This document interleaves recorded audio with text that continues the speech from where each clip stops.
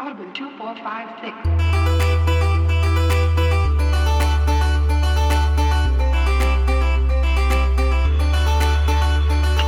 We are back with State of the Save with part 1 of our discussion on Batman Arkham Asylum.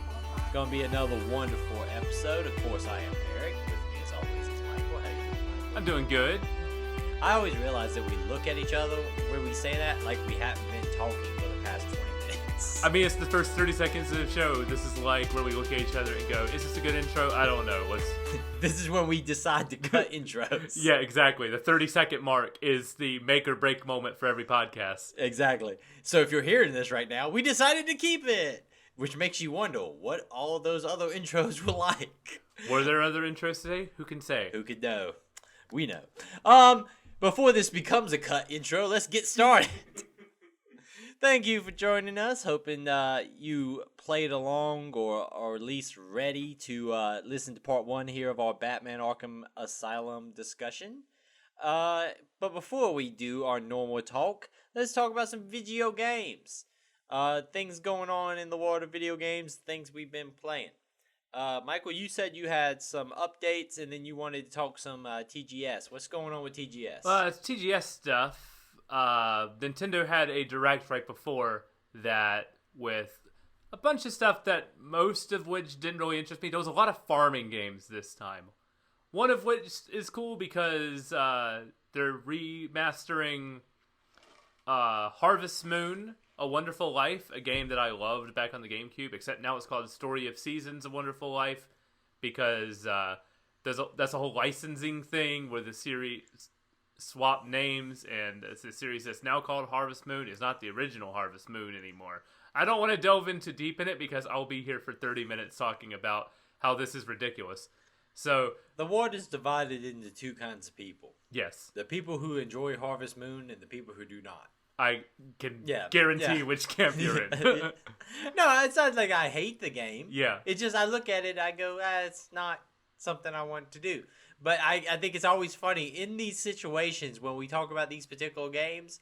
The good thing about our show, one of us always falls on each side of that discussion. The games on the dividing line is where we always end up on the opposite sides. Universally acclaimed games are like, yeah, that rules. Sometimes, yeah. Sometimes I just decide that that's the day I choose violence.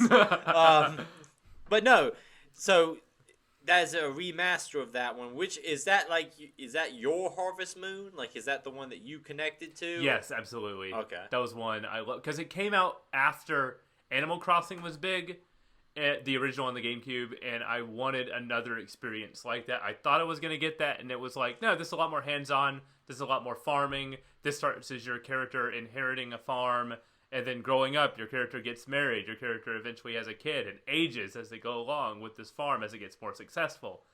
And that was something I wasn't expecting, but I fell in love with. I remember I legit cried when my first cow got sick and died, and I couldn't, no matter how much medicine, Bessie did not get better and just toppled over dead. And it was like a cloudy, rainy day, and I just remember being a little kid, like crying that my cow died. And then kept playing the game, going, I guess this is what happens. You can't get attached to every animal you get. Guess death is just a thing I have to live with now. How old were you at the time? Probably about 10 or 11. So 11-year-old Mike was like, I guess I now understand the meaning of life and it's meaningless. So one day I too will be Betsy. Just topple over because the medicine didn't work. Okay.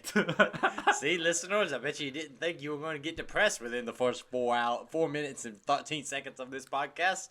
So, yeah, that's one takeaway from this show, death. And the next thing is Goldeneye is coming to the Nintendo Switch in the form of Nintendo Switch Online. And I'm going to talk about this because this is incredibly stupid.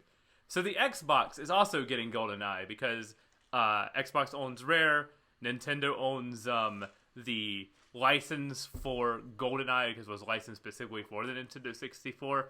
They cut a deal.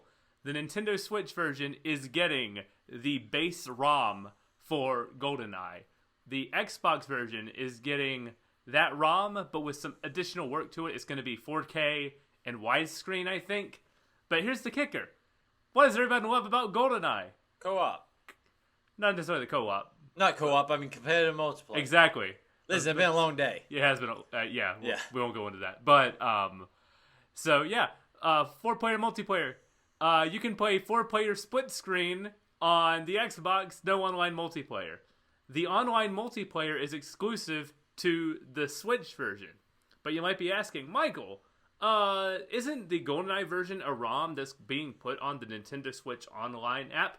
Yes. So are you just playing a ROM of GoldenEye online, jerry-rigged to be online? The answer is yes. So if you're playing this on a handheld, get ready for 4-player split screen while your other 3 friends are playing in their other small windows on that tiny Switch screen. I feel like that's the definition of like someone at Nintendo signed that deal, was very, very excited about signing that deal, and didn't think through the fact that they're just getting here's the an thing. incredibly shitty version of that game. I mean, they did think of the deal because they're like, Xbox can't have the better version, so we're gonna have them be like, you're gonna have the base ROM, but they're like, we have no way to like play the base ROM online. Where Nintendo's like, we jerry-rigged a backdoor solution to this, and we technically have online multiplayer. But it's not something you want to do. Like, I mean, no, it's not.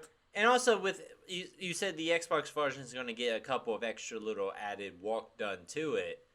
Yes, they're not going to have online multiplayer, but let's be honest with ourselves. Is GoldenEye a game in the year 2022 or 2023 when this comes out that you need to have good competitive online multiplayer, or do you want to relive the experience of sitting around with your friends and playing couch multiplayer? That's the one, yeah.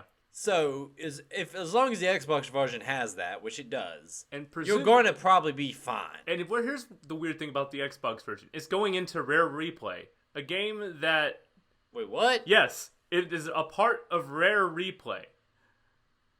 Like the Xbox 360 game? No. It was Xbox One. It was Xbox One. It was 2016 Xbox One, where they're like, here's a collection of 30 rare games to celebrate. Of it. And then it's a pain in the ass because if you download it through Game Pass, then it proceeds to download like 29 games and all then the one Xbox of them, 360 versions of these games. It's like a and you have 2 tiles for those games. One version that's the Rare Replay version that loads up Rare Replay into that game, and then the 360 version, which is separate from Rare Replay. What a weird jury-rigged ass way of doing this. So now it is a part of that. So if you own Rare Replay digitally but don't own Game Pass, you still get GoldenEye. If you have a physical version of Rare Replay but don't have Game Pass, you do not get GoldenEye. If you have Game Pass, you get GoldenEye. Are you lost? I told you. You're like, oh yeah, it's coming. I was like, oh wait. Because before the show we were talking about what we were laying out, like the rough outline for this. I was like, oh wait, it gets dumber than you think it does. That is just a backward ass way of doing this. And you know what? Like it gets even weirder because it was leaked a few years ago. Remember how they remastered Perfect Dark for the Switch? Not the Switch, the Xbox 360, and it was awesome. They had new graphics and everything. They did that for GoldenEye, and Nintendo at the time was like, no. And so now Nintendo said yes, but not that version. We want the Nintendo 64 ROM. 2 big companies came together and finally made a deal to produce the shittiest version of the product that could have made both of them a lot of money. Yes. Exactly. Because let's be honest with ourselves. I'm going to tell you right now, I don't think many people are going to actually enjoy going back and playing GoldenEye. Maybe on the 360, because I imagine they will do the thing where they're like, hey, we modernized the controls and that's it. If they do that, that will help because those controls are not what you think they are. Yeah, exactly. I hope you like right stick left and right to strafe, and then up and down.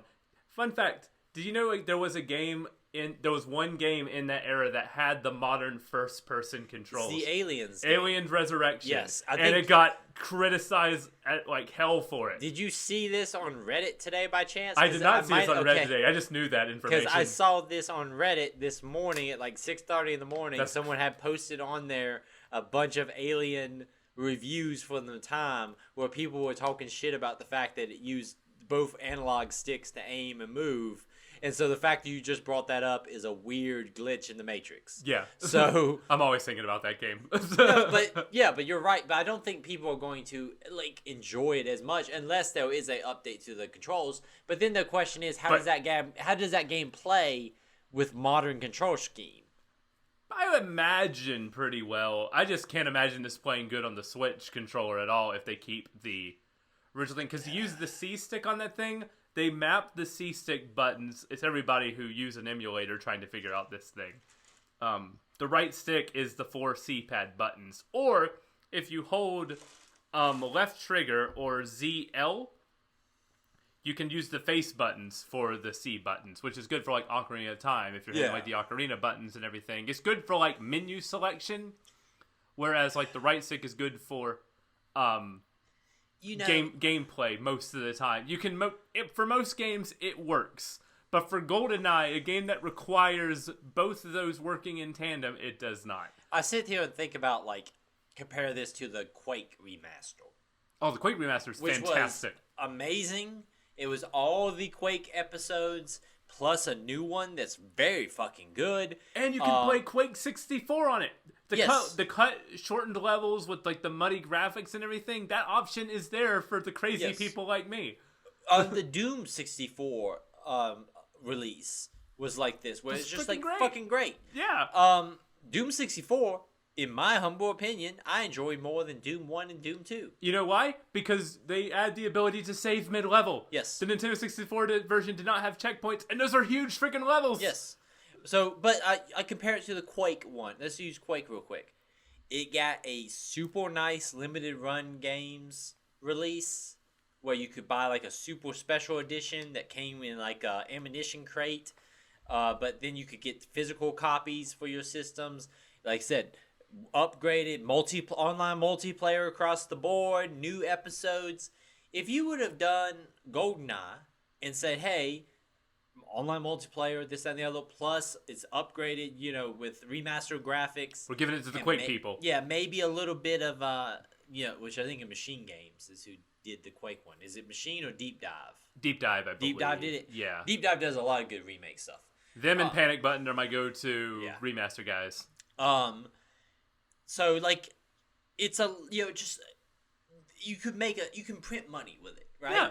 And then, as someone who maybe hasn't played Goldeneye, you can play it and enjoy Goldeneye for the first time. Yeah, it's not like exactly like it was back then, but it's more of what you remember from back then, You're trying to sell the nostalgia, not necessarily what it was. And the fact that instead this comes out and it sounds like it's going to be this just broken-ass version. Like, even if it runs, I'm talking broken-ass way of releasing this thing. Yeah. And just like, I'm sitting there going, who in this board meeting thought this was a good idea? Like, I'm telling you, it is a license to print money. And instead, y'all found a way to still fuck it up. Company, like, meddling. Like, this was the only way we were going to get this re-release somehow. So, yeah, you get the re-release, and now you get a shitty version. At what cost? Yeah. At what cost? James Bond would be ashamed. What's that indie shooter that's coming out that's basically just a remake of GoldenEye? Agent something, or... Though it was 3D Realms is big. Yeah, that thing. Boomer shooter thing had it. But basically, there is a... Agent 64. Agent 64. And it's just GoldenEye. But, done modern graphics, or not modern, but, up-res graphics and this, that, and the other. So maybe that's where you need to go if you want your nostalgia. There are games that are emulating that GoldenEye style. For example, like that sequel to Ion Fury, which looks freaking amazing. That's going. You sent that to me in the Discord. Iron Fury, which is a very, very good first-person shooter. That kind of was based around like the Build Engine games. Mm-hmm. I think it ran off a Build Engine. Is getting a sequel that's almost like an upgrade, more like it's like a PlayStation 1, Nintendo 64 era version. And I'm excited to see how that comes out. I am a little bit worried because they're doing a lot of rips off of Duke Nukem. And that trailer is just a beat for beat of the original Duke Nukem Forever trailer, which I'm sure which is a deep cut, which I love and appreciate. I'm sure Randy Pitchford finds that hilarious. Except Randy Pitchford released Duke Nukem Forever. So, and Randy Pitchford is also a greasy little dude. So, we sure we want to do this? I forgot he's getting money from this. Yes. So, do you want to give money to Randy Pitchford? See, these are the things to think about. He's the greatest magicians can disappear. Yeah, he can disappear real quick. And every time he leaves behind a flash drive inside of medieval times. He disappeared from my mind, and then I remembered, oh Yes. no, wait, he's still out there. No. Collecting money. That is a shame. Is he still in Dubai? Probably. Hell, he's probably still talking to cameras and talking about how great Borderlands movie is going to be. Where did that thing go? When they filmed it, and then I've heard nothing from it. Oh, what a tragedy that I haven't seen the Borderlands movie yet. We'll move on. Didn't you want to talk about one more thing from TGS? Yeah. There was a whole bunch of Street Fighter 6 news. Street Fighter 6 looks like it's going to be a damn good time. That is going to be a day one for me. It got to the point where I was like, okay, they're showing off more. Oh my god, these trailers won't stop. This is a 10-minute, just a breakdown of like the World Tour mode. They have a Monster Hunter level of character creator in this game.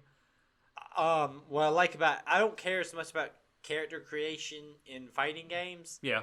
But I am very excited about all of the versions of the classic characters that we've seen so far. They're doing weird, unique stuff with them, but they still have the recognizable... You can instantly pick out who's who. Yeah. And that game just looks freaking beautiful. I'm sitting there, and there's been probably the last fighting game I got super into was Dragon Ball FighterZ. That's a good game. That's a damn good game. Dragon Ball FighterZ is a good game. But this has that same level of it just looks so damn fun that you can just sit there and like, maybe this is the game I need to learn. Because fighting games are a commitment to me. And so like it has to have that got you feeling to make you feel like, okay, this is the one I'm committing to. And this one just sells it so well. I'm so excited. At any given time, I want to have a fighting game on the side that I'm in the mood for. For years, it was Injustice 2. Then it was Mortal Kombat 11. And now I'm like, Street Fighter 6 looks freaking amazing.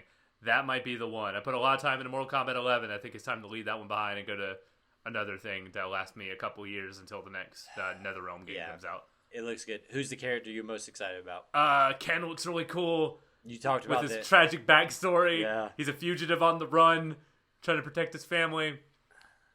I saw there was a TikTok, I think I sent to you, of Ken drinking beer, and he says, "For years I've been a street fighter, but now these streets are fighting me."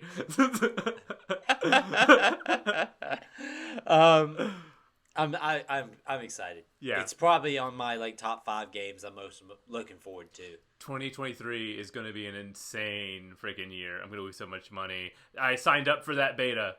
Yeah, I saw you signed up for it. It took forever, like 30 minutes. The website kept crashing, but I finally made it through. I had to make a Capcom net account that they had just created. Awesome. Apparently, I didn't adhere Maximilian Dude, the premier fighting game YouTuber, he was like, it's probably going to be important. Maybe you guys should sign up. I'm like, nah. And he was like, I told you guys.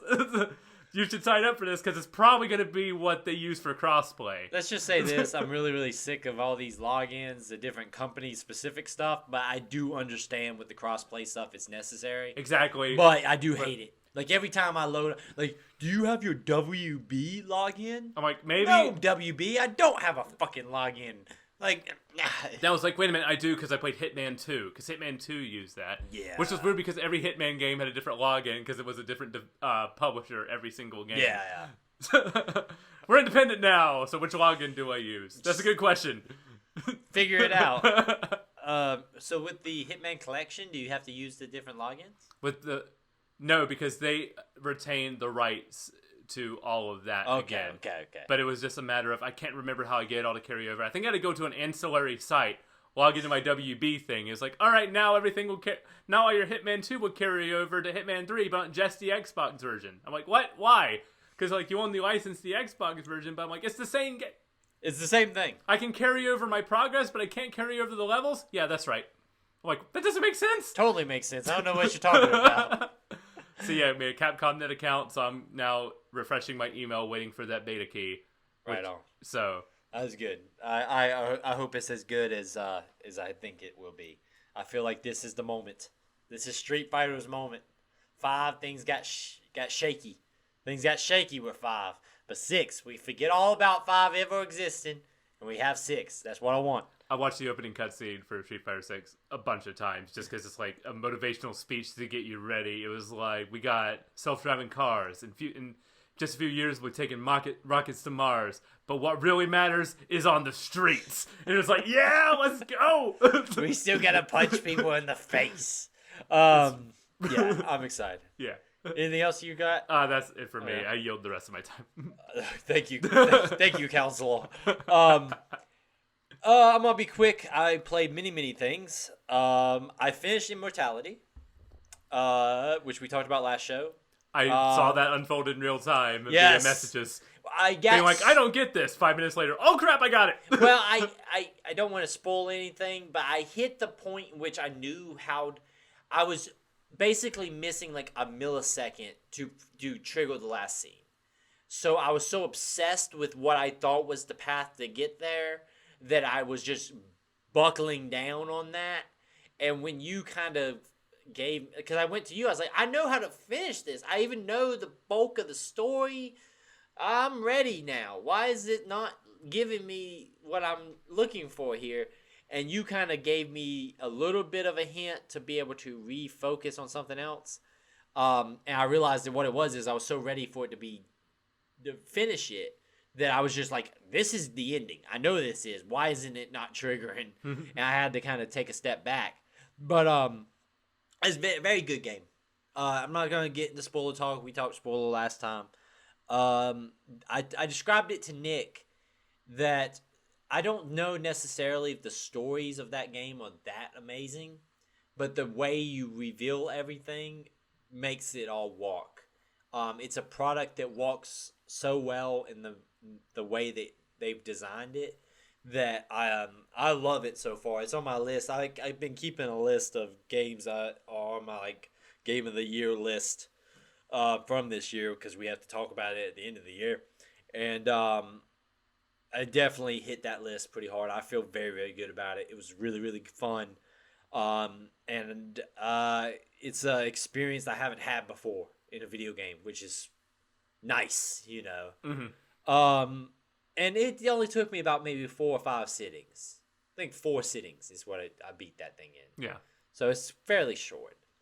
Then I decided also, I love the Wolfenstein series. Machine Games came back and did brought that series back.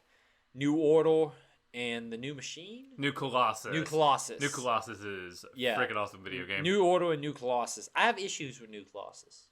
Oh. Wolfenstein 2 is a great game. They, by hanging so hard into some of their mechanics on BJ being injured and therefore his max health is very low. Okay, yeah. In a game that is extreme, those games are hard. They're freaking Wolfenstein is not an easy series. Now I play them on normal, and they will kick your ass. One guy, if you get stuck in a reload, one dude will drop you from 100 to 0 pretty fast. It pains me that when I think about that game, I think of the 3 worst combat scenarios. They're extremely broken and unbalanced, and I'm sure you're thinking of the same ones I am. Yeah. Particularly, fight in a courthouse. It goes on for way too long. A fight in the courthouse also that breaks the narrative, because the narrative should make you feel one way, but because you are having to either play it extremely cautiously or dying over and over again, you break that narrative moment. Yeah. Which is my issue with New Colossus. New Colossus as a narrative point of view is amazing.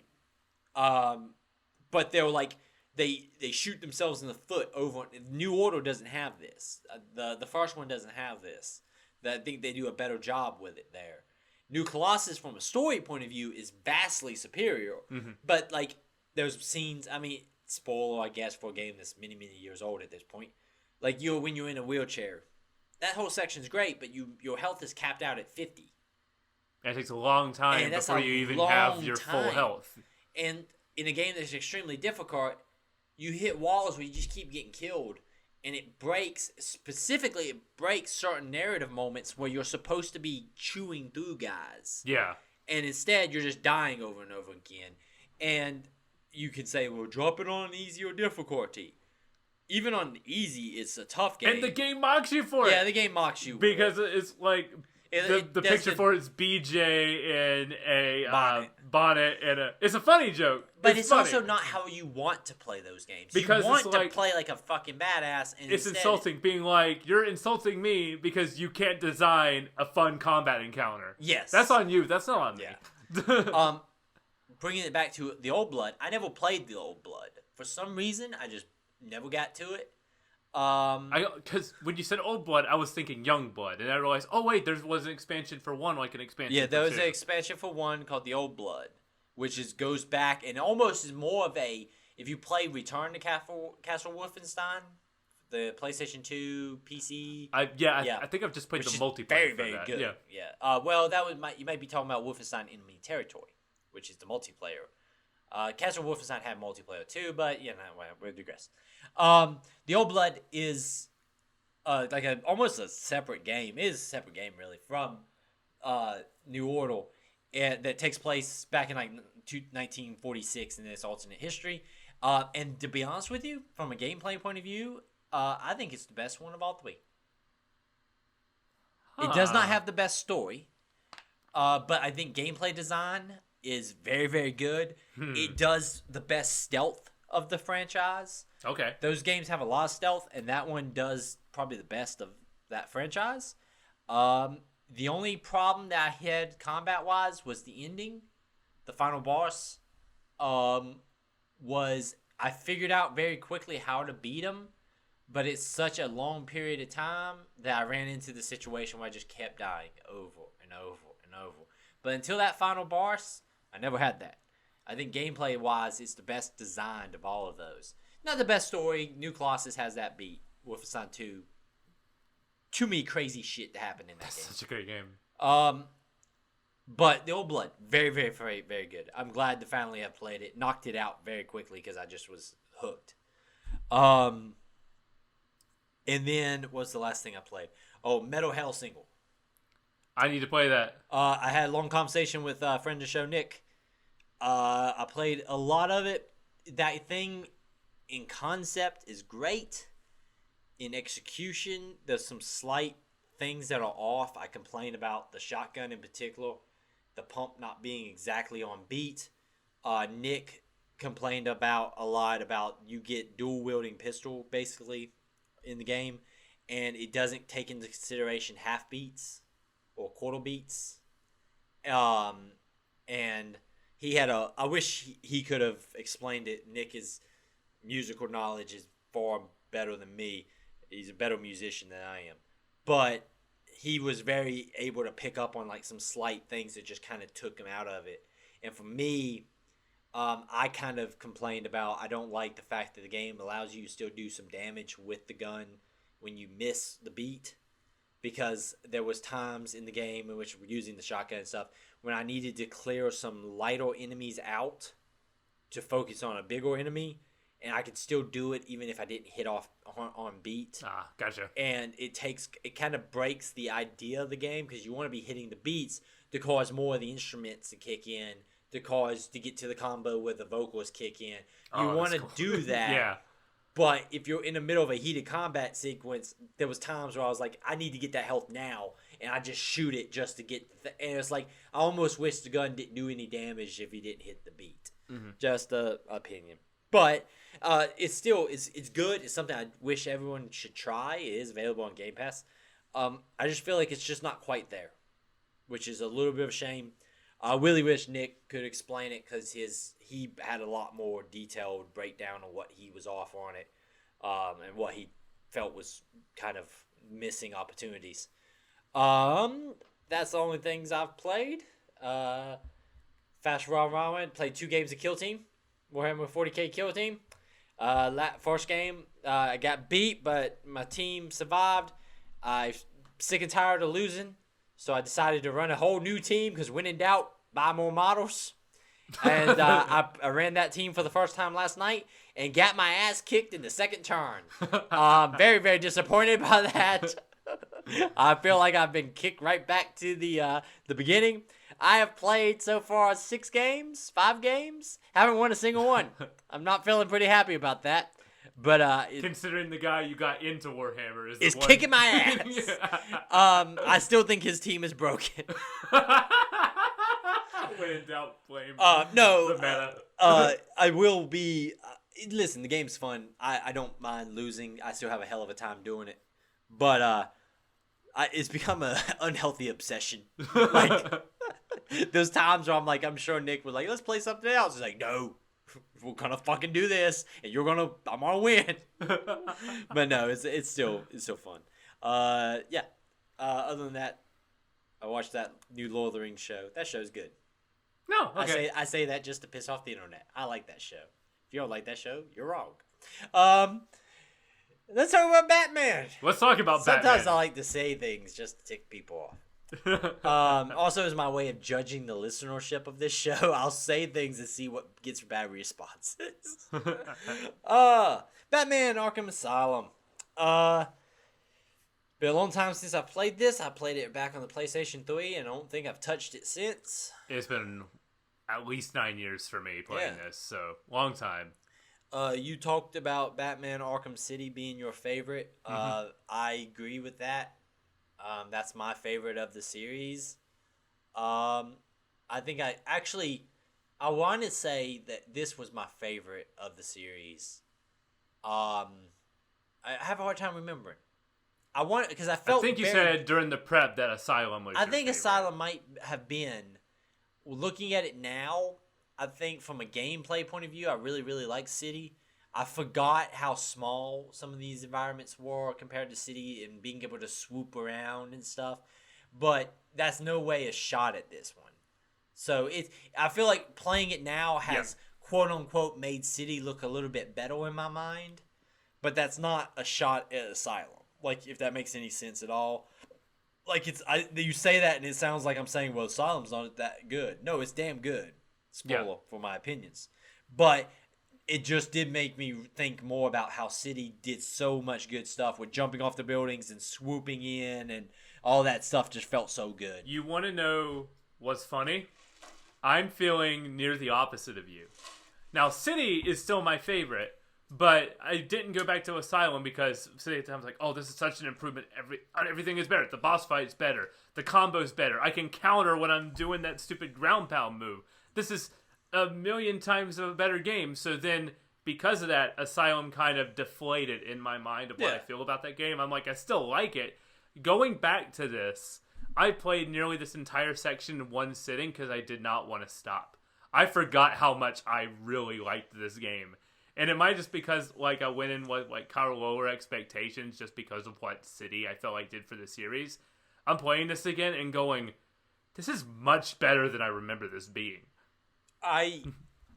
Listen, I think... Yeah, I think your point is valid. Yeah. I am amazed at just how well they nail so many characters from the Batman mythos. Like, it's Joker and Batman, of course, are like the main players here, but everybody else just feels right. Yes. Like when you're introduced to Croc for the first time and that short little interaction there, all the different recording messages, there are interviews with the different inmates. Every small roles from like Commissioner Gordon to like Oracle, they nail them with just such like few words. Even like radio conversations with like DJs, the DJ and everybody doing like the report of what's happening with Arkham Asylum and everything.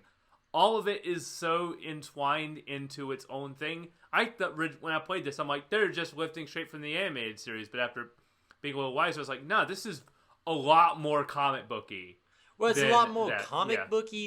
They reference a lot of really specific stuff from the comics There's a lot of great little scenes. Like, you'll come across cells of particular characters. Like, you'll come across Two-Face's cell.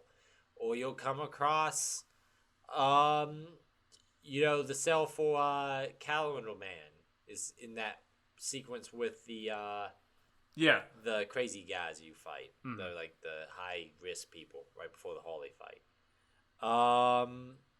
You come across, like, the Clayface. The Clayface one is so good. And, like, it's such a subtle at first, and then you instantly realize, oh, it's Clayface. And it's just a throwaway little thing, but it walks so damn well. And like I said, each character is so definitive, which is something that...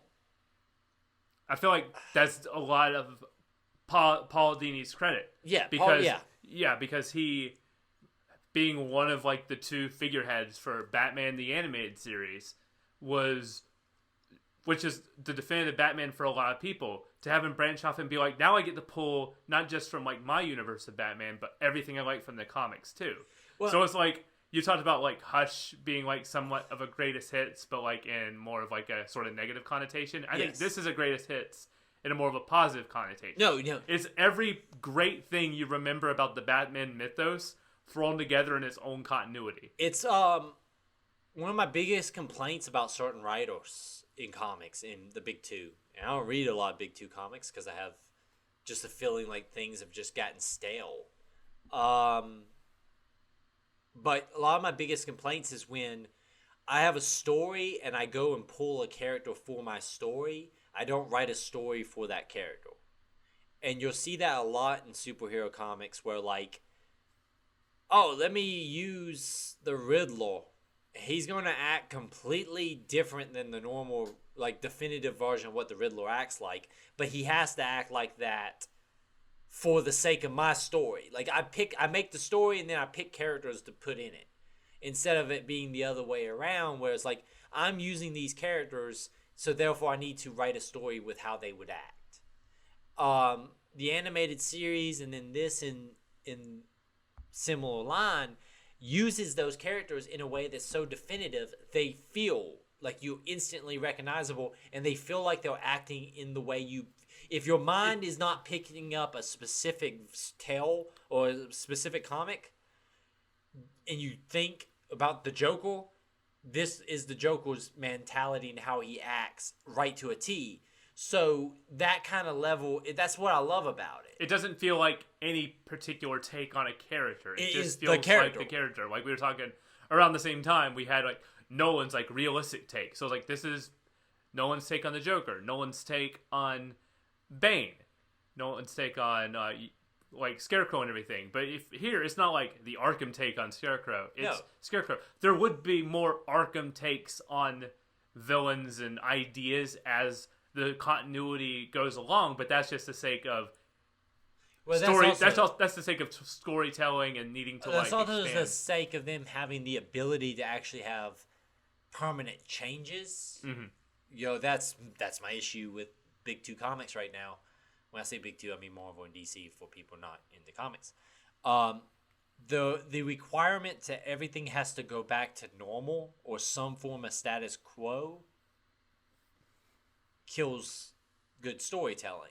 Because if nothing matters at the end of the day, no matter how serious and how big the stakes get, if nothing truly matters, why do I care? It's why a lot of my favorite, like, Batman stories and a lot of my favorite DC stories in general are, like, some Elseworld stuff or, like, self-contained stories. My favorite Batman story is No Man's Land. Yeah, because you can read that on its own as, like, a self-contained story. Well, which will also, but it's also now No Man's Land did go back to normal, but for a very long time, that was continuity, and every single comic tied in to the overall narrative of that. Exactly. Yeah. But when every 12 issues things go back to normal, we're wasting our time. I'm okay with setting the stage back, but give me something. What kind of broke me, oddly enough, is a Batman run. The Tom King Batman run. I was a big fan of Tom King going into that run. He did Mr. Miracle, which I love. He did Vision. He did Sheriff of Babylon. He did a lot of really good work, right, going into, he was going to do this big 100-issue Batman run. And it was so hyped up, and then I got to, like, I think I read the whole thing. It only ran, like, 90 issues, then things happened. But at the end of it, nothing fucking changed. And then the ride on the way there was just a bunch of broken opportunities to actually make something matter.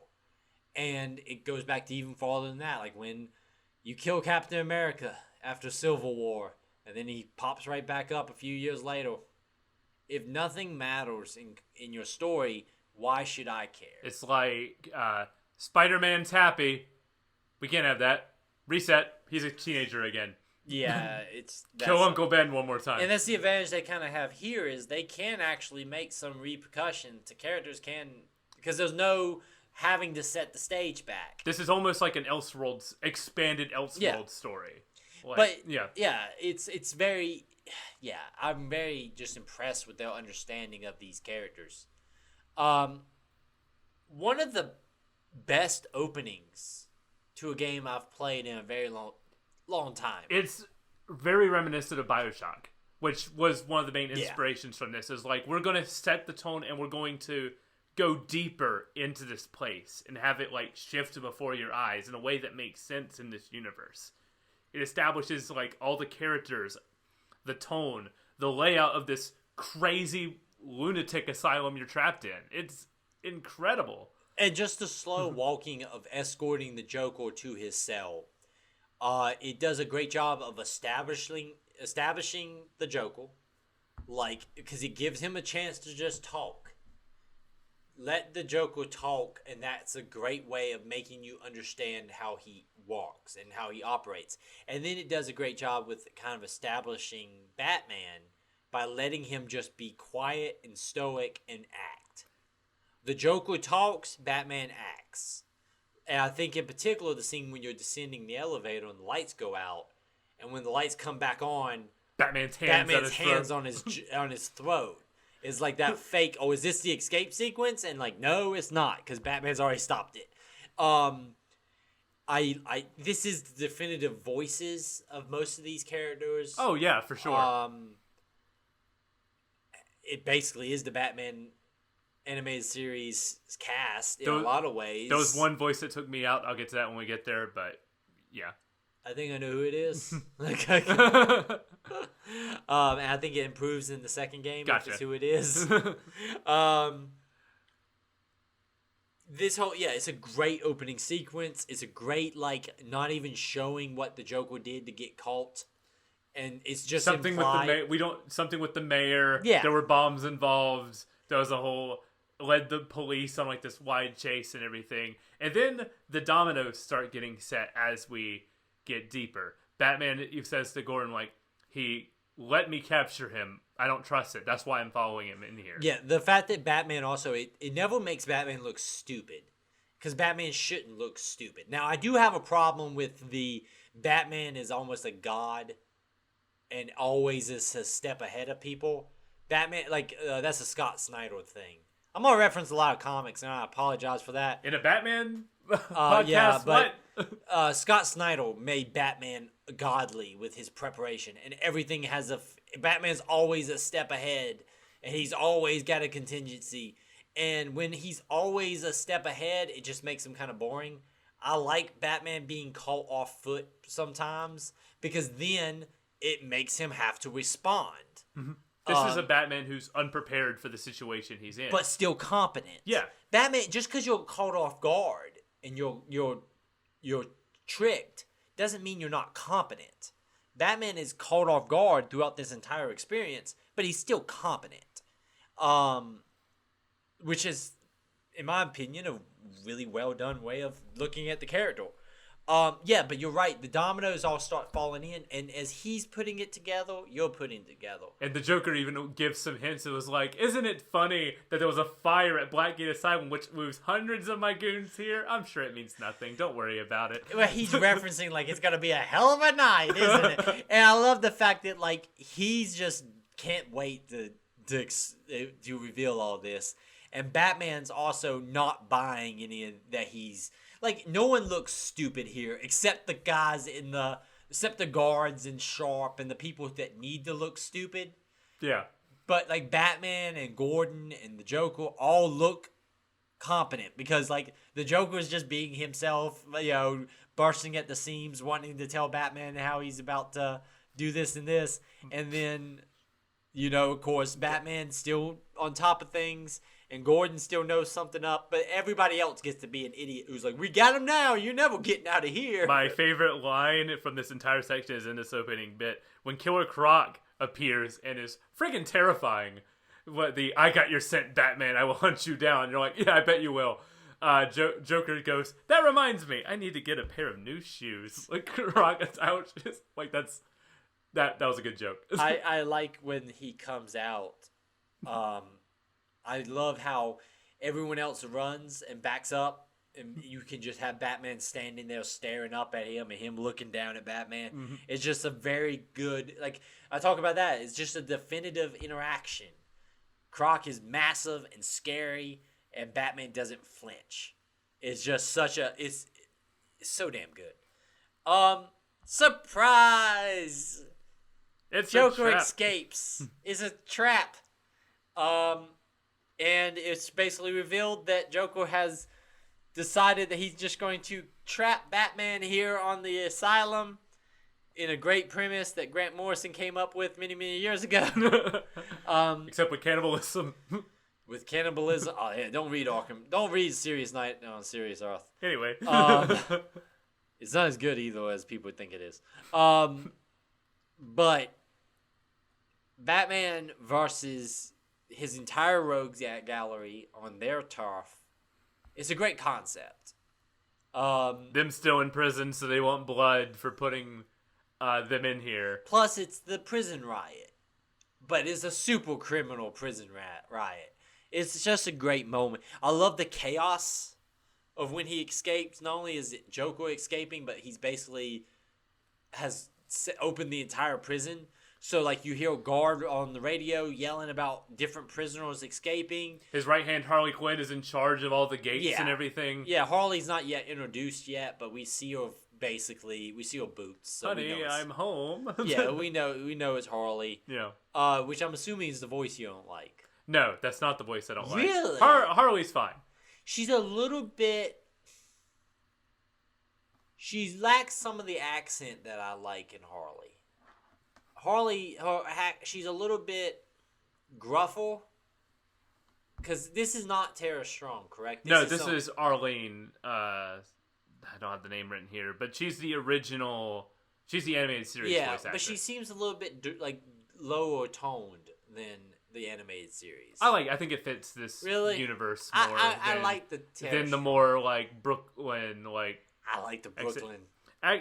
Speaking of Harley Quinn, I like deep Brooklyn accent Harley. Speaking of Harley Quinn, turns out we were both right on the prep show, because we were both talking as like a Big Bang actress voiced Harley Quinn. We were both right. There are two main actresses for the Big Bang Theory. They have both voiced Harley Quinn at some point. Really? Kelly Kaluuya, who plays Penny on Big Bang Theory. I'm not aware of the Big Bang Theory. She's the lead star. Okay. She is Harley Quinn in the Harley Quinn TV show, which is great. It's fantastic. I watched a few episodes because I was in a Batman mood because of this, and yeah, that show's amazing. I like her. I think that's my version of Harley I like. Yeah. I like that version. Melissa Rauch, who is also one of the lead actresses on Big Bang Theory, she plays Howard's wife. She voices Harley Quinn for the Harley Quinn and Batman movie. Okay. So we were both right. We were just I remember there was a whole bit we were confused about. No, this actress does this. I was like, no, I don't think she does. We were talking about different actresses. So no, I generally, like I said, I like that Harley Quinn show a lot. That's pretty good. But I do like thick Brooklyn accent Harley too. Mm-hmm. But I don't think she's terrible by any means, but she's not my favorite. It's mainly her lines here that I take more. She's a little bit less. It doesn't fit the voice. Yeah, Harley here is she's a PhD doctor. She's stupid here. True. Dumb as bricks. And every line she has is like just a touch too over sexualized. Like it makes sense for Harley to be sexualized a little bit, but it's just every single line. My initial note here when Harley shows up, I write on here Arkham Harley, cause of a generation of clown fetishes. Now listen, clown and nurse fetishes rolled up into one. Yeah, rolled up into one. No, listen, I'm okay with sexy Harley. Got no problem with that. I do agree with you. She is stupid. She's not. And there's something that gets better in the series, because I think Arkham City Harley, and then by the time you get to Arkham Knight's Harley, that's like grief-stricken, scary Harley, like shooting at you with a machine gun Harley. I like those versions more because I think she's a little bit more competent and running her own shit. This is very much Harley is subservient to Joker. Yeah. And there's been so many stories now about like Harley, like that Harley Quinn TV show is all about Harley trying to break free of Joker. And that's a more comedic take, but that's the whole point. I think I like kind of Harley on her own. I do prefer Harley to be a villain. She's at the point now in comics that she's practically a hero. I like villain Harley. But you are right. She's not great here. She's not super intelligent. And kind of just, when in doubt, just kind of does basic stuff to try to attack Batman. Like, there's no even real big boss fight with her here. Like, it's a boss fight in quotation marks. Yeah. And I was like, is it really? When I was saying it, but I'm like, that's the way to go. Yeah, it is a boss fight, quote unquote, but it's really just, cutscene. Yeah.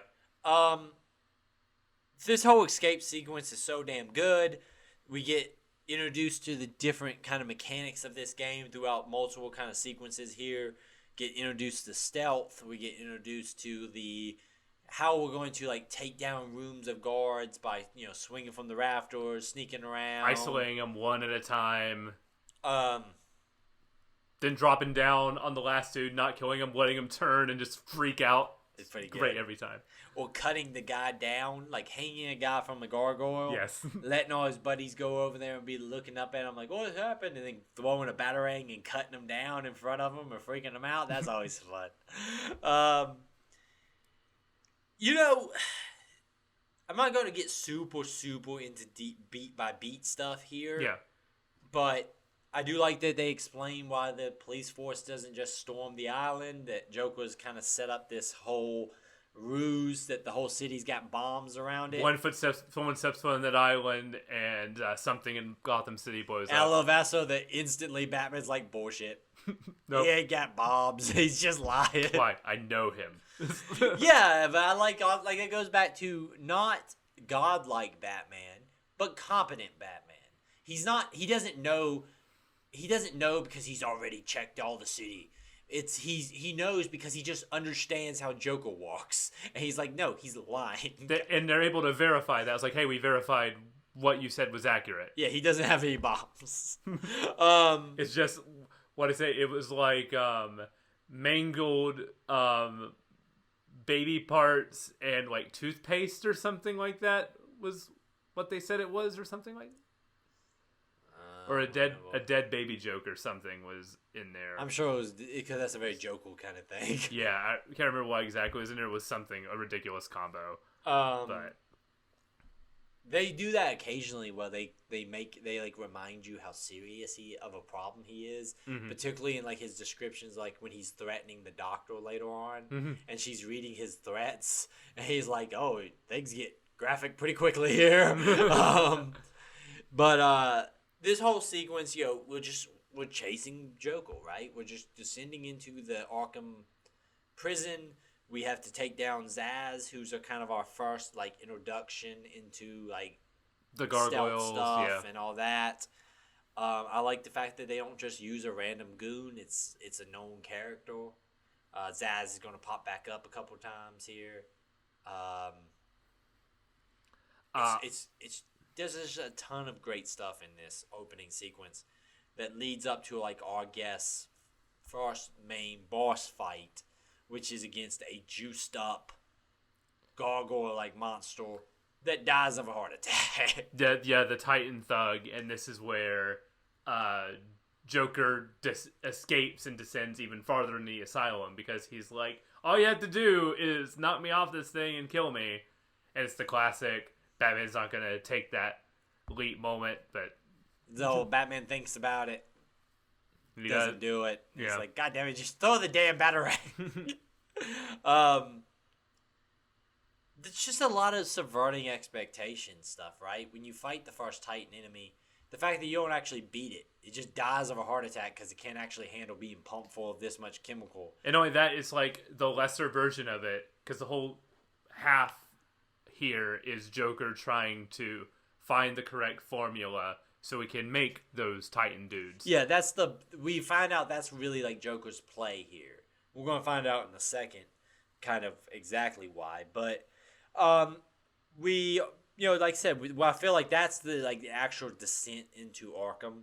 We get a little bit of we get the realization that he's got an inside man, Frank Bowles, who's kind of helping him. His character bio image looks like Richard Nixon. Yeah, he kind of does, don't he? Yep. Okay. Fun little fact: Space 1969 is a Audible original on the Audible app. And it's a alternate reality in which Kennedy survived in Texas and becomes a psychopathic, third-term president. And it's narrated by Richard Nixon. Guy who does a great job. He ends up running a Shakey's Pizza restaurant on the moon. It's actually really funny. It's a good little Audible original. I highly suggest it. That sounds like a good time. It's a good, it's a comedy. It's nothing serious. We get out into the asylum at this point. Yeah, we actually realize that, hey, there's multiple sections of the island, and we're going to be going between them. This was when you're like, surprise, it's a Metroidvania thing. Yeah, you're going to need equipment to gain access to certain places. And I like that Batman doesn't have his whole arsenal here because, he was prepared for the situation at hand. Stop Joker. He wasn't prepared for this whole thing. So it's mostly going to be him gathering, his stuff because he's trapped on this island. And I like that he pours them from places that make sense. Mm-hmm. Like you get the grappling hook, right? No, you get the grappling hook from the car. The explosive gel you get from the car. Grappling hook you have from the get-go. You get the explosive gel from the car. No, you have the batarang from the get-go. You get the grappling hook from the ancillary bat cave that he has next to Arkham Asylum. Is where you get the No, wait, that's the grab claw. That's the grab claw. Different from the I think you have the grappling hook. You have the grappling hook. And you have a batarang. But then when you get to the car, you get the explosive gel, and when you get to the ancillary Batman cave, you get the grab claw. That's right. But the fact that you're going places, it makes sense that he would have stashes. Mm-hmm. It's very well thought out. Control, everything is labeled in the world. They have what some hospitals have. They have colored tracks on floors in some places that lead you to different rooms and when branches. They don't, they have Joker stuff to guide you because Joker is trying to get you places. So those times where he'll straight up just spray paint big arrows, and you're like, that seems a little bit. But then if you think about it, no, Joker's trying to make Batman get funneled into these places, so he would make it easy for Batman to get funneled into. Literally, you walk through one of the rooms, and Harley's there with a gate, and she's like, it's not time for you to be here yet. You gotta go to this place. Which is very game designy, but it's makes sense for the Joker. It's you're not supposed to be here yet. Well, but he's playing a game. Yeah, exactly. So it's getting hide it battle because it's like the fact that when you get to, he's always talking about, we're working on the party room. Aren't you excited? And it's it's clearly setting up the ending. Yeah. But Joker would do that. It's okay to telegraph that, obviously, when you're playing with a character who would telegraph that, obviously. Not a subtle villain, turns out. No, and that's why I think it also works when you have to explain mechanics, because Joker would. He'd be like, you like those collars that's gonna tell all my guys that you took out one of them? That's pretty great. in the next room. I should tell him that you're coming, but wouldn't it be fun if I didn't? And just like it's him telegraphing stuff, but it works for the joke, or like it's fun.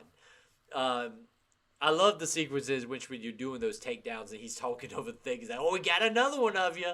What a shame that is. I wonder which one of you is next." You know? Yeah, the instance of like break it off is where the first instance of cutting you off is like when you're trying to take the elevator and Harley's like, "Nah," breaks it because it's like, "You can't come up here yet." And that's where Batman gets his first like scratch down his side, because one thing that I think was on the marketing of this game is like the bat suit's gonna take damage. And it kind of fits though, because I like the fact the game takes place over one night, and Batman's getting beat up. You know, he's getting beat up. He's getting some scrapes and some bruises, and it fits. At this point, we have like a torn cape, like some rips in the suit and everything, maybe a scratch, but it feels like he's been through some stuff. You know, I like it. There's a sense of progression to it. Exactly, but there are some. It does it great here. Like, the combat is fantastic here. When other franchises, not this one, start ripping that off is when they go oversell it. Like the Amazing Spider-Man game that came out around this time. Everything Spider-Man was doing, he was getting like rips and tears and like his costume and everything. I'm like, go get in her suit. Don't you have like several of them? You're Spider-Man. Batman, like here, like this is a major event in Batman's career. And so he's going to be beat up. If Spider-Man's getting his suit ripped up just stopping a bank robbery, then he needs a new suit. Like, it takes away the, like, epicness. Like, when you come out of this and Batman's ragged and he's got rips in the suit and he's been beat up, it makes you feel like he's gone through this epic fight and he's had to do this crazy adventure. When it's just a thing that happens every day, it's not a big deal. It's the Die Hard mentality. You start on some nice clothes, you end up with a bloody tank top and a gun strapped to your back. Yeah. That's how that works. No, but you're right. There's a progression to these things. And you see it on the character. I think the next big thing to talk about here is we are saving doctors, and we're introduced to Dr. Young, I think, at this point, briefly. She's one of the doctors that we save inside of the medical wing. Yeah, we hear about her, and then we can get a lot of some tapes with her and figure out like what her background is, because she's the one who, in the Joker's tapes, she's the one who's interacting with the Joker directly. Yeah, and when you rescue her, I like how they do it, because you rescue a lot of doctors here, so they kind of hide the fact that she's the important one for a little bit. Mm-hmm. And then this is also when we get our first encounter with Scarecrow. In a really, really good sequence. I forgot how great these Scarecrow sequences were. The sequences, it's inside the morgue. And, of course, the big highlight of this sequence is, of course, walking into the morgue and then walking back out and it being the morgue again. And opening up the body bags to find Bruce's mom and Bruce's dad. Yeah. And then opening up the last one and it being Scarecrow. I love that Scarecrow is never really seen in full. He's always a flash, and then you have the nightmares. It's so good. Really, really good stuff here. It's kind of a shame because I don't think Scarecrow shows up in City. But then he gets his big, like, massive moment in Arkham Knight. And it just kind of isn't as good as it could have been. It's not as good as, like, his sequences are not as good as these in here. This is like the definitive Scarecrow. I think he works better series. when he's subtle and he's happening out of nowhere. Yeah. When he's the main villain, it just doesn't seem to work as well. I set a reminder for me. I did not listen to it to watch Boundary Break's video, the section on learning how they did the Scarecrow sequences and how they like change the environment in like real time. I kind of want to see how they do that. I mean, a lot of those sequences are straight up side scrollers. Yeah, it's true. I'm talking specifically about how the room and stuff changes. Oh, yeah. How like the assets change from like you turning around and opening in the same room again, except the body bags are there this time. Like, it's very striking how they do that, and then it transitions near seamlessly to the like side-scrolling diorama section of the giant Scarecrow of circling and hiding from Scarecrow. It's good. And I like that when he overcomes it. Yeah, it's really, really good. We then get we've been chasing down Gordon. Gordon's been captured by Harley this whole time. Mm-hmm. And we get our first, rescue Gordon from Harley, and it is Harley kind of goes down like a punk. You know? That's a running theme in this whole series.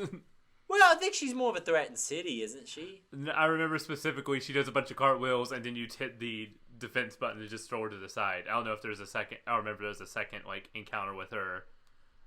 She has a DLC, which expands her, but... Okay, yeah. Maybe I'm thinking about that then. I know in Arkham Knight is when she's, pissed off Scary Harley. Yeah. Running around with a machine gun. Yeah, I mean... A couple of times I do wonder, he does this with Zaz a couple of times where he, knocks him out and he just leaves him there, and then they pop back up later. It's like, Batman, try to, at least handcuff him or something. Try to do something here, man. We rescue Gordon, and that's when we kind of get the kickoff of the actual mission, the actual what's happening here, because we encounter Bane. He's hanging from the some apparatus with all the blood drained out of him. He's incredibly skinny, incredibly weak. Yeah, he's got none of the venom in him. Mm-hmm. And it's a cool sequence because we realize that he blames Dr. Young, and you realize that that doctor I just rescued has been experimenting on Bane. Yeah, and maybe she's a villain of this story. And a lot of the stuff was leading up to that from, the tapes. Yeah, if stuff. you listen... And I like one thing I like about the tapes is you can listen to them while you play. Exactly. I love it. Isn't that nice? It's so fantastic. I put fireworks emojis next to you can listen to tapes and move. It's nice to play through the game and still be able to listen to the tapes instead of having the tapes be a thing that you have to sit there and stare at the menu. Mm-hmm. There's some cool concept art for all the characters, but still, I don't want to stare at it the whole time while I listen to the tape. I want to keep playing the damn video game. And especially pairs well when you're doing some Riddler challenges, looking for the environments and everything. Yeah, I like the Riddler challenges in that. We didn't talk about those yet, but the concept of finding things in the environment, I don't solve them all.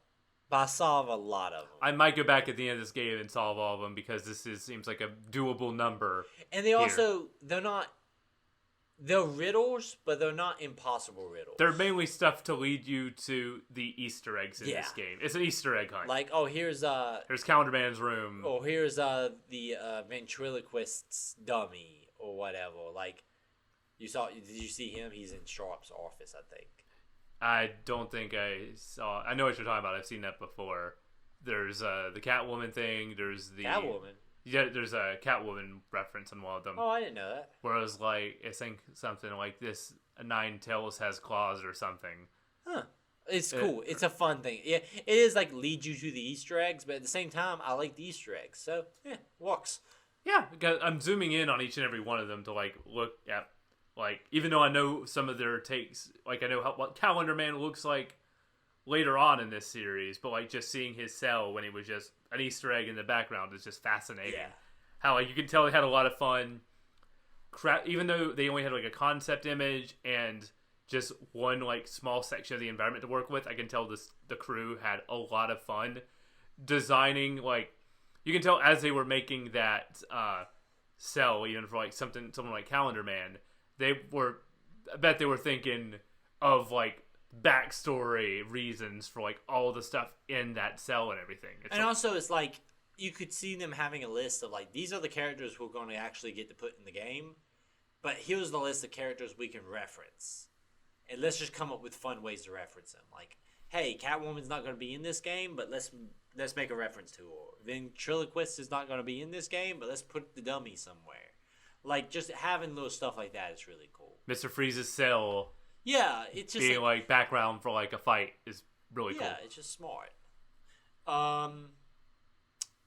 There's one Easter egg here that I might be overreaching for. It might mean something, but it might not. I read there was a sign in the medical wing that read Dr. Clooney to gynecology. Clooney being a I don't Batman think that's reference recent. and like gynecology because like he's considered one of the more handsome Batman actors. Yeah. And I was like, I'm reading way too much into No, that. I think you read. I think I could see that. At least, especially the Dr. Clooney stuff. Come on, I can see that. Oh, like that's. Also, he's on ER. Oh, okay. Yeah. That makes a lot more sense now. My mama used to watch ER a lot as a kid, so I know George Clooney was on there. So the Bane fight. Bane fight, it's okay. That is my opinion of every boss fight in this entire game. It is you punch a dude occasionally, but mainly you're fighting waves of enemies. I must say that City has better bosses because think back on like particularly that Mr. Freeze fight. Mm-hmm. Trying to think of some other ones. The stuff with Azrael, where you're hunting him throughout the city, and then he like jumps you. I consider that all together like a boss fight. I don't want to spoil too much of City because I don't want to like break our own rule of like spoiling games we haven't played. But I mean, if you played this, it's reasonable to assume that you are aware of the other ones. There's an incredible boss fight that's almost like a dream sequence in that game, which one you're talking about. and that one's a lot of fun. There's a lot of good stuff. I think the boss fights in this game series get better. And you know which game in this series might have the best boss fights? It might actually be Origins. Origins has an incredible fight with Deathstroke. That Deathstroke fight is cool. Like, that Deathstroke fight is the one that says an achievement for not getting hit.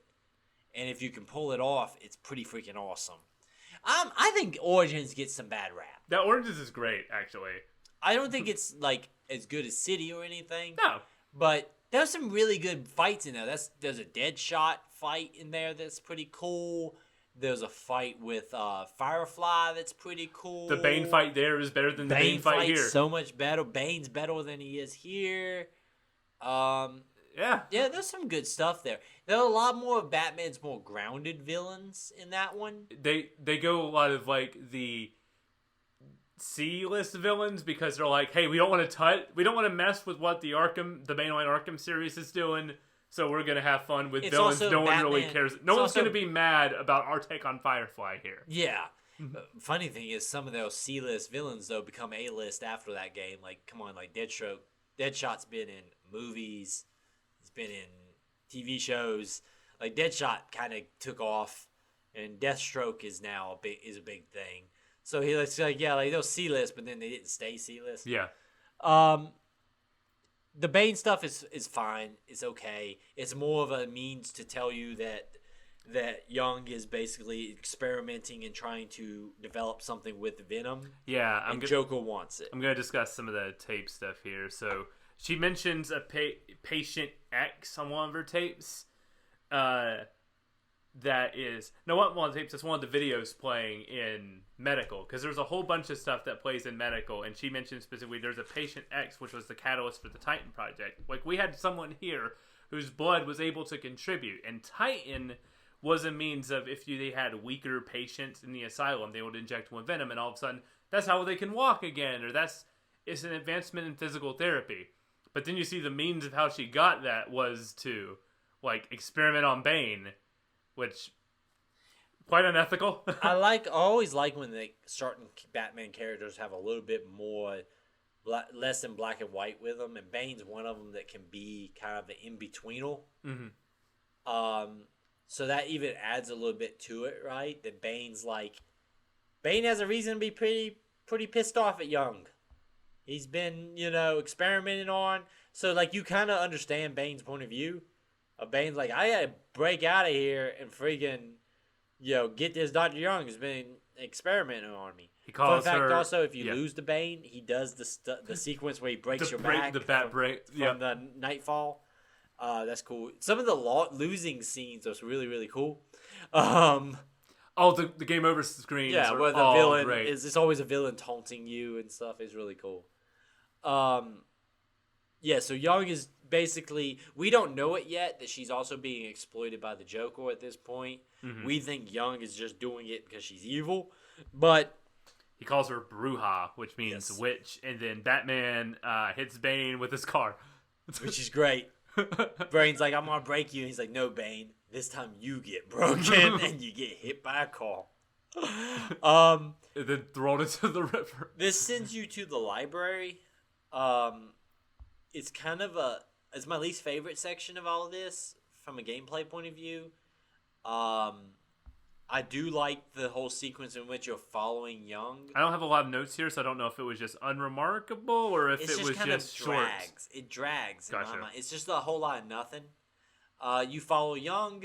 Young is being captured by Zaz. Yeah. And you get a cool sequence in which you throw the batarang around the corner and smack Zaz in the head with it. We get the second Scarecrow scene here. Yes, that's what I want to get to. Yeah. Where you're exiting a room and the gas is being pumped in.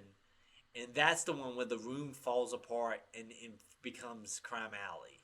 It's a very slow process. It's like the hallway's much longer. You're like, okay. Then lightning flashes and it starts to rain. And then like the street signs for like Crime Alley start to appear. And then slowly you're hearing the sounds of that night. And eventually it ends with you standing at the site of Bruce's parents' death as 10-year-old Bruce Wayne. And then, but what I like about it is kind of how Bruce gets himself out of it is remembering Gordon being there that night. Because as you progress, it switches over to the cops and then they're talking to Gordon and Gordon's starting to talk to Bruce about like showing kindness to a young Bruce Wayne. It's a really good sequence that I kind of ruined by just rotating the camera around and taking a look at that face model for little boy Bruce Wayne. Yeah, don't do that. It don't look great. Man, the 360 generation was not kind on child models. They look like tiny. They look like if you just took a normal size adult man and just took the corner and just shrunk it to scale. In their defense, they only had that model for like 5 minutes. Exactly. So I have a hard time. It looks being fine from the back, but the minute like you turn around, it just breaks it. And Yeah, I'm like, just keep walking forward. Don't rotate the camera. Yeah, just keep walking forward. It's a good sequence though. Like I even like how little Bruce Wayne like has his shoulders slump and the head's down. You know, it just shows good body language. We do another sequence where we have to sneak through by Scarecrow and hit him with the bat signal to kind of draw ourselves out of it. This is where the skeletons appear. Yeah, well, you got to fight skeletons. Batman punching skeletons is cool.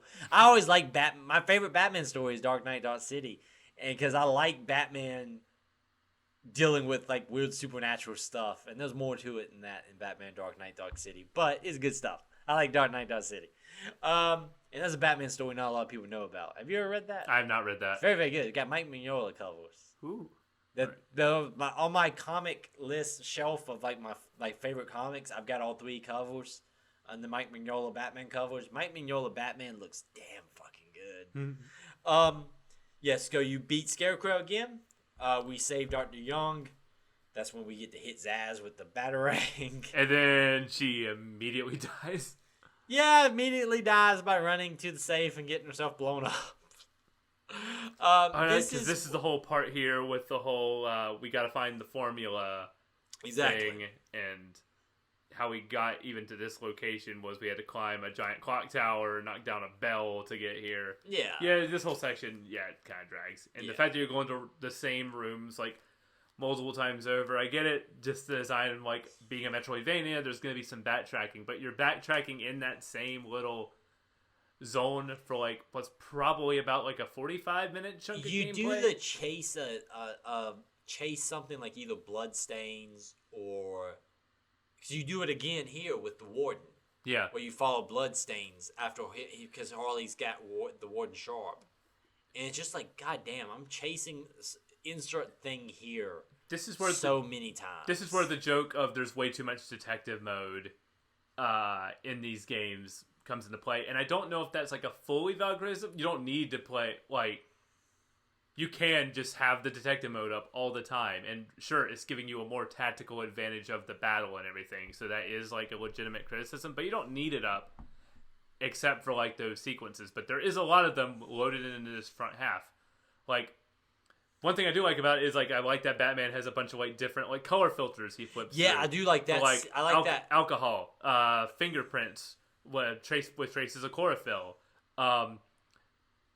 we also do smoke and blood in this section. So that's 4 in like 5-hour section. So about one per hour you have to do as you're walking through guys, which in like the open field, and that field will get a lot more hostile as you go on because you have dudes that'll snipe you from all the way across the map if you're not careful. Well, it stops you from just running through things. Yeah, which is cool. Yeah, now they're like, there's some real threats out here now. Because the guys with the pipes and stuff, they're no problem. They're not a problem. But the guys with the sniper rifles can drop you pretty damn fast. What difficulty are you playing this on? Normal. Hard for me. Okay. So I don't have the blue indicators. I have to watch their animation to know when to... Okay, see, I'm playing on normal. Mm-hmm.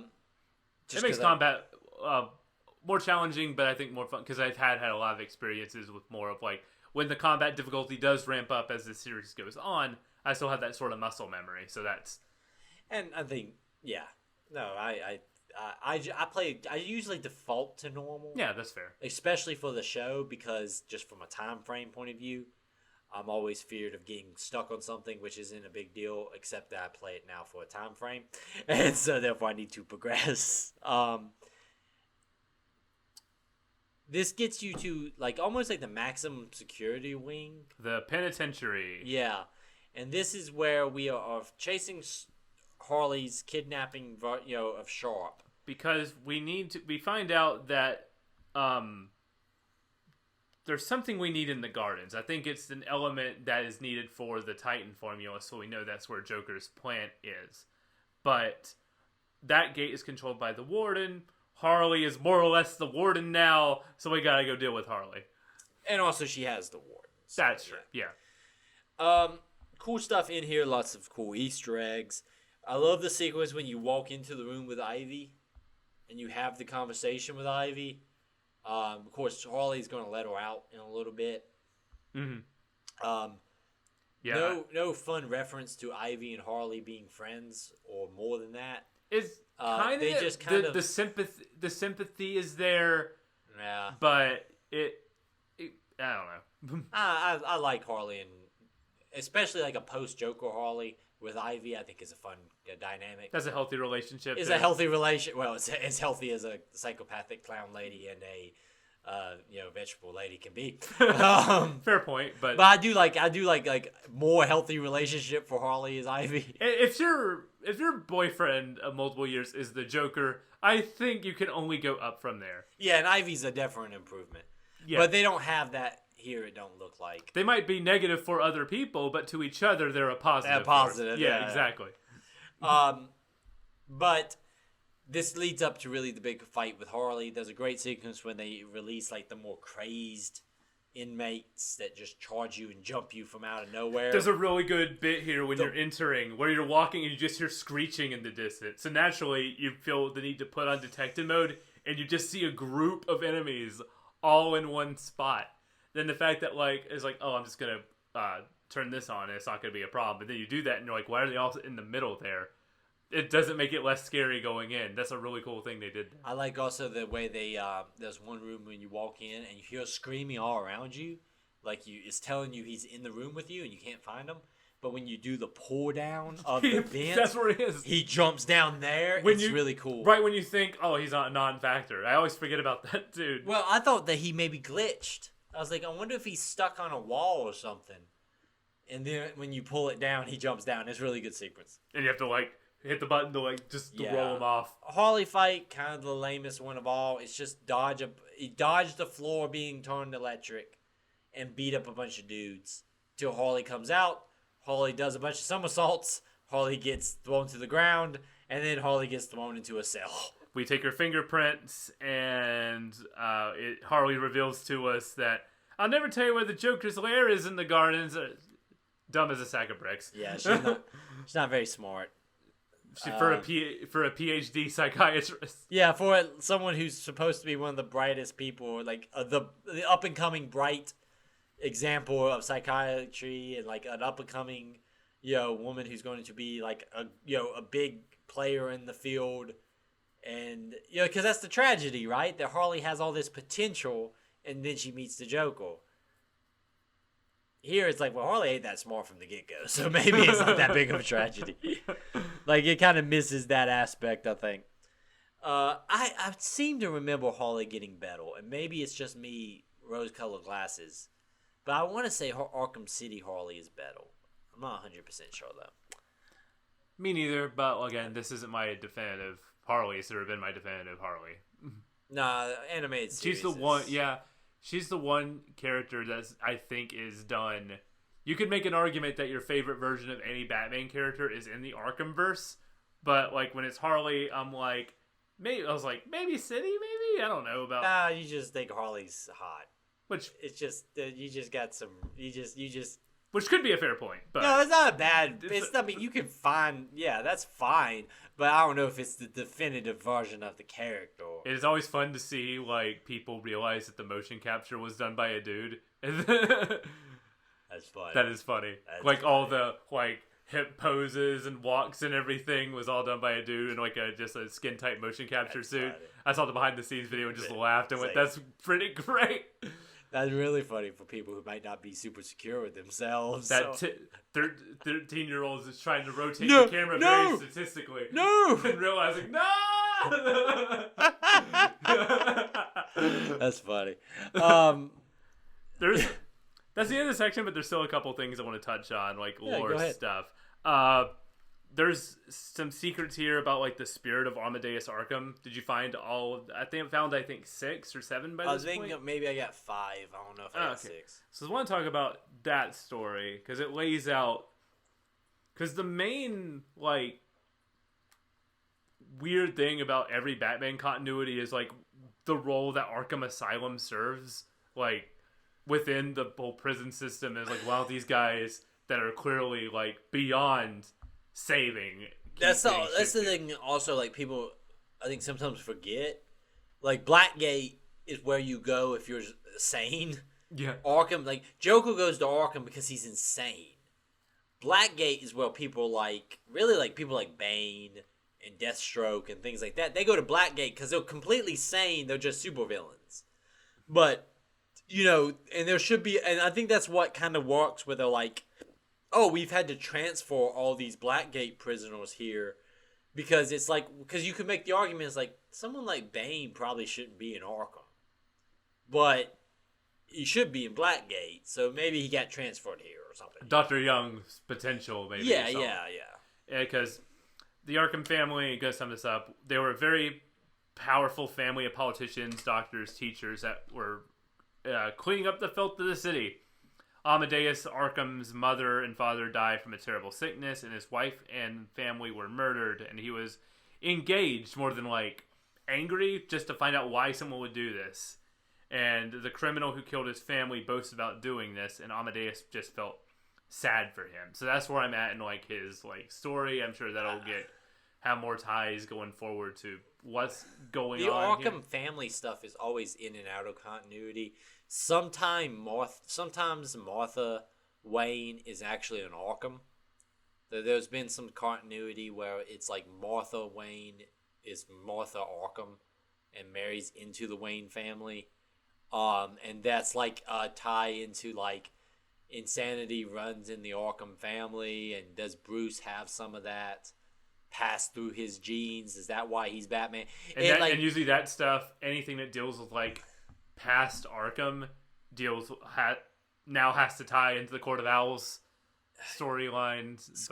Scott Snyder really fucked Batman continuity. I like the Court of Owls. No, I like Court of Owls too, but the problem is now everybody has to do it. Exactly. But it's not even that though. But he also, and this is a trope that I've actually said in a way that I think he might have been aware of, because I've said it in public places before, on like forums and stuff, and he is known to read those things. But I just every Scott Snyder story starts off with back in 200 years ago, whatever. It's always in the past and it haunts today. But he did a really good job with that at first with Batman, with the Court of Owls stuff. But it is like now everything is like the secrets of Gotham. Coming back to haunt Batman. It's like sometimes something new. Let something happen last week that's coming in. But that's just Eric's personal opinion on Batman continuity being kind of fucked. I like Batman. I like a lot of Batman stories. I'm just not happy with some of the things that's happened recently. Old man Eric as a comic reader is really kicking it hard. Have you seen the new movie with No, Ron Pattinson? I want to see It's it. really good. I recommend it. Yeah, there's no like more. I'm not like, oh no, I really want to see it. I just haven't had time. You don't have 3 hours to set aside to get a day to watch it. That's fair. I'm trying to watch a couple of TV shows, which I never do. Like I just don't watch a lot of TV, and so like I'm watching like I will watch like a single show a week because it's just like I just don't have time. But I got some free time coming up this weekend. Maybe I'll watch some stuff and try to catch up. Maybe I'll watch it this weekend. Actually, it might actually have some time to do so.